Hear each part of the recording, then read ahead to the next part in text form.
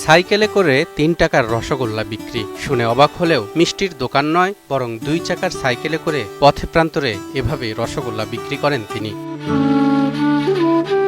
কষ্ট করে ক্রেতাদের যেতে হয় না মিষ্টির দোকানে। সাইকেলের দুই পাশে দুটি বড় বড় পাতিল ভর্তি করে রসগোল্লা নিয়ে নিজেই হাজির হন ক্রেতাদের কাছে। মহেশপুর আসছিলাম ব্যক্তিগত কাজে, এসে দেখি ৩ টাকায় রসগোল্লা। এটা অবাক কাণ্ড, কারণ ৩০ টাকায় আজকাল রসগোল্লা পাওয়া যায় না, সেখানে আমরা ৩ টাকাতে সুস্বাদু রসগোল্লা খেলাম। এটা আসলে অকল্পনীয়। খুচরা মাত্র ৩ টাকা হলেই রসগোল্লা খেতে পারেন যে কেউ। শিশু থেকে বৃদ্ধ সবাই মন মতো বাটি ভরে খেতে পারেন তার এই রসগোল্লা। আমি দেখা যায় সবকিছু নিজে করি বলে কম দামে বিক্রি করতে পারি। বলছি ঝিনাইদহের মহেশপুরের শিবানন্দপুর গ্রামের রসগোল্লার কারিগর সুমাল ঘোষের কথা। গত ৩ দশক ধরে তিনি প্রতিদিন নিজের তৈরি রসগোল্লা নিয়ে সাইকেলে করে ঘুরে বেড়ান মহেশপুরের পথে পথে।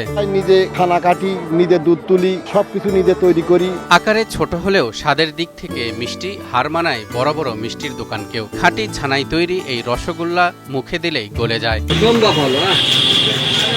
নেই কোনো ভেজাল, নেই কৃত্রিম রং বা অতিরিক্ত ঘ্রাণ, শুধুই খাঁটি দুধের প্রাকৃতিক স্বাদ আর মিষ্টতা। কোনো ভেজাল নেই, সেটা আপনারা দেখলেন।